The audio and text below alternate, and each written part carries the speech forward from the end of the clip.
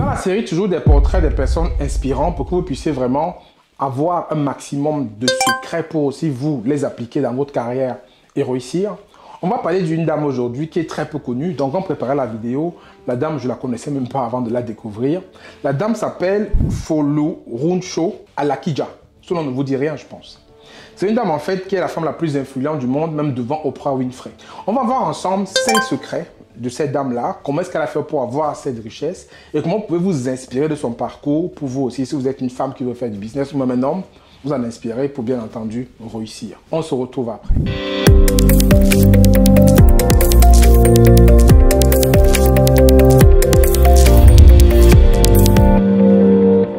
Bonjour à toi, je suis Franck Kenyé. Aujourd'hui, on va parler en fait d'une dame qui est plus influente d'après les chiffres mondiaux que Oprah Winfrey. On va dire que c'est la dame noire la plus riche du monde, tout simplement. Son nom est loin en fait d'attirer les foules. Son nom est loin d'attirer les foules, comme ceux des femmes qui comptent, comme ceux des femmes qu'on attend, Michelle Obama et tout ça.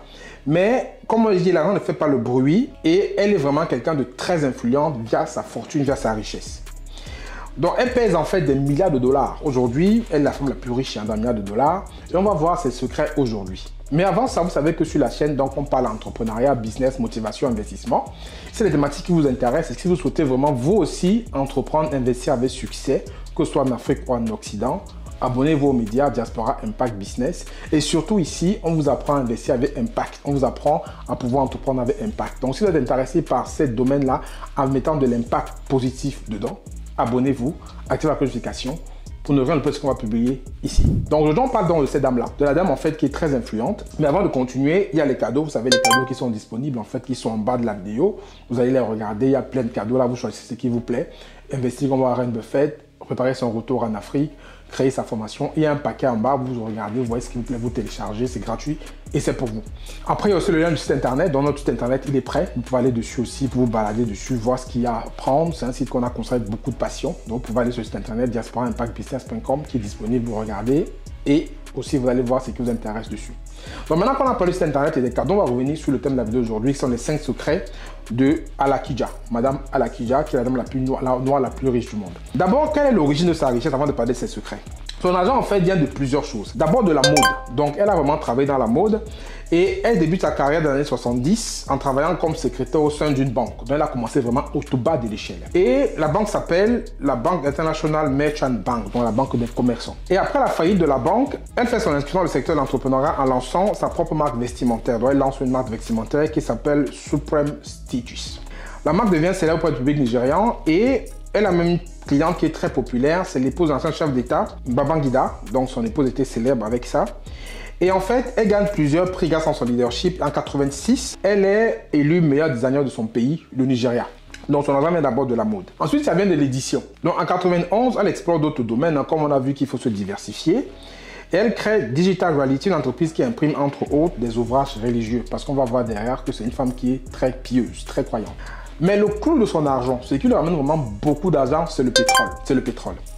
Donc, ça prend en 93, elle acquiert une licence d'un bloc pétrolier qu'on appelle OPL 216. Et ça fait, c'est une grande réserve où il y a des hydrocarbures et l'endroit fait 250 000 hectares. Donc, elle acquiert sa licence d'exploitation. Et en 96, maintenant, elle s'associe avec une société filiale de Texaco. Texaco, c'est un grand pétrolier américain. Et il crée une société où elle acquiert 40% des parts.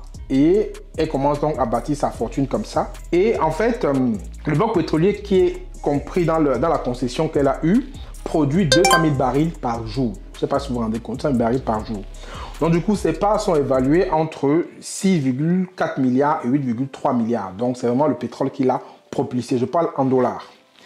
Donc par conséquent, elle devient immédiatement la 5e personne la plus riche et la plus influente du monde avec cette fortune-là. Mais ce qu'il faut savoir, en fait, en premier secret, c'est que tout n'a pas été rose pour elle. Elle s'est accrochée. C'est une dame qui s'est accrochée. Vous avez vu au départ, en fait, qu'elle a effectivement perdu son emploi, mais elle s'est accrochée.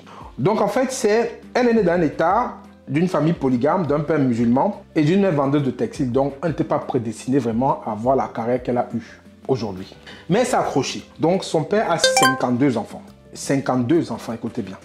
Donc, elle grandit dans une famille modeste et à l'âge de 7 ans, elle est envoyée au Royaume-Uni, au pays de Galles, pour y faire pendant 4 ans l'école primaire. Toute jeune, elle a appris à vivre loin de ses parents et de ses frères et sœurs. Donc, elle n'a pas toujours été avec sa famille.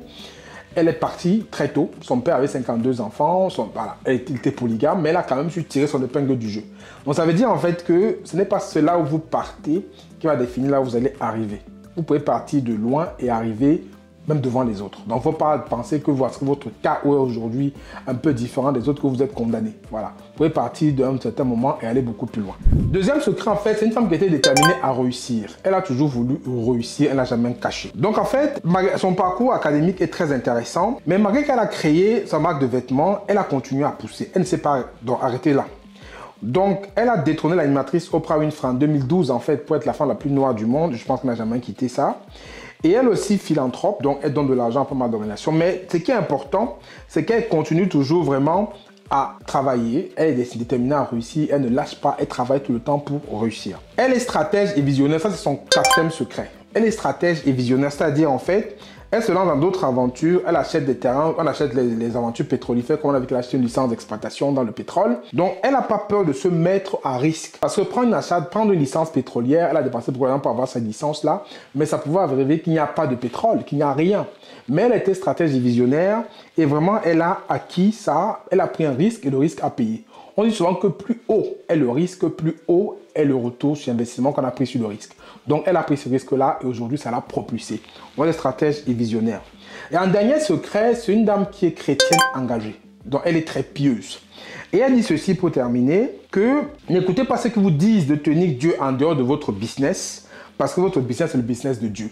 Donc, elle est vraiment très pieuse et c'est quelqu'un qui est très dans la chrétienté. Donc, c'est aussi un secret de réussite, quelqu'un de pieux. Voilà. Après, chacun a ses croyances, chacun a ses débats. On n'est pas là pour débattre, mais c'est un secret de sa réussite. D'après elle, ce sont ses croyances. Voilà un peu les secrets au Loruncho à la Kidja que j'ai découvert, que j'ai partagé avec vous. Donc, dites-moi ce que vous en avez pensé. Est-ce qu'il y a donc des secrets parmi ceux-là que vous pouvez exploiter à votre niveau pour aussi vous construire votre richesse? Mettez-moi ça en commentaire. J'espère que la vidéo vous a intéressé. C'était Franck Kenyé. À la prochaine vidéo. D'ici là, prenez soin de vous. Ciao, ciao.